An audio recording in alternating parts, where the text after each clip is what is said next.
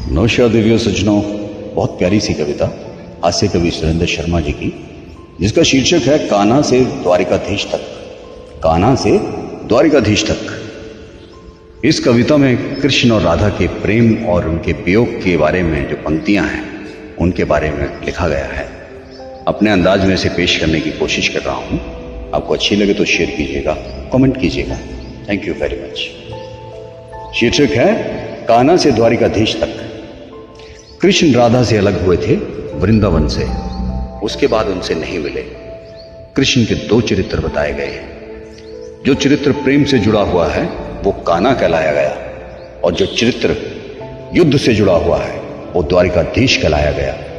व्यक्ति एक ही है देवियों सज्जनों, लेकिन चरित्र दो है। कवि ने सोचा कि मान लीजिए स्वर्ग में आमना सामना हो जाता है राधा और कृष्ण का, तो राधा के मन में जो सवाल है वो तो सवाल पूछेगी उनसे कि ऐसा क्या हो गया कान्हा कि वृंदावन से रास रचाया, समुद्र के किनारे पहुंच गए, द्वारिकाधीश बन गए और वापस भी नहीं लौटे।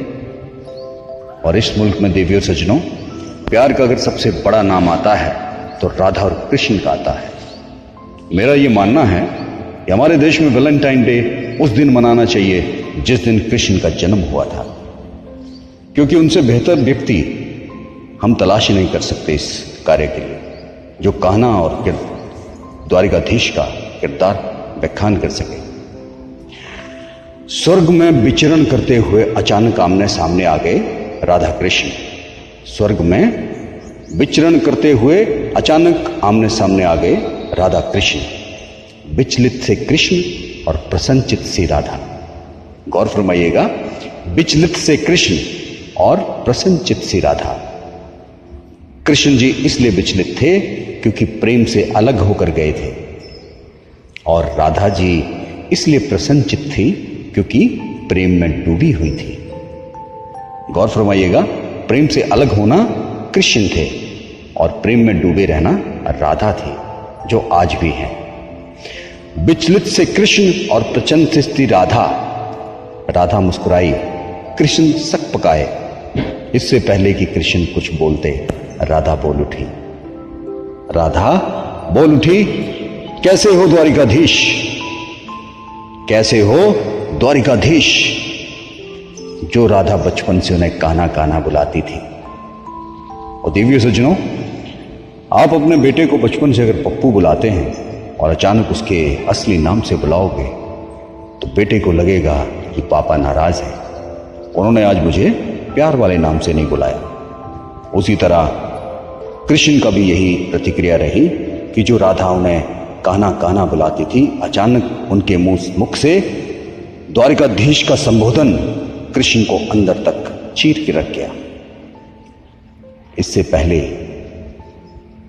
कि कुछ राधा और बोलती, कृष्ण ने अपने आप को संभाला और बोले, तुम्हारे लिए तो आज भी कान्हा हूं, तुम मुझे द्वारिकाधीश मत बुलाओ, आओ बैठते हैं, कुछ तुम अपनी सुनाओ, कुछ मैं अपनी सुनाऊं। दोनों बैठ गए।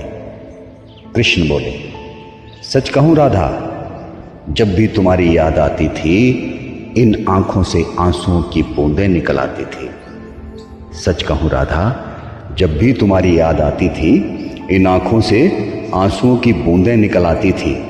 बोली राधा, मेरे साथ ऐसा कुछ नहीं हुआ, मेरे साथ ऐसा कुछ नहीं हुआ, ना तुम्हारी याद आई ना कोई आंसू बहा, क्योंकि हम तुम्हें भूले ही कहां थे जो तुम याद आते, क्योंकि हम तुम्हें भूले ही कहां थे जो तुम याद आते। और इन आंखों में तुम बसे हो कान्हा, कहीं आंसुओं के साथ बाहर निकल ना जाओ, इसलिए रोते भी नहीं थे।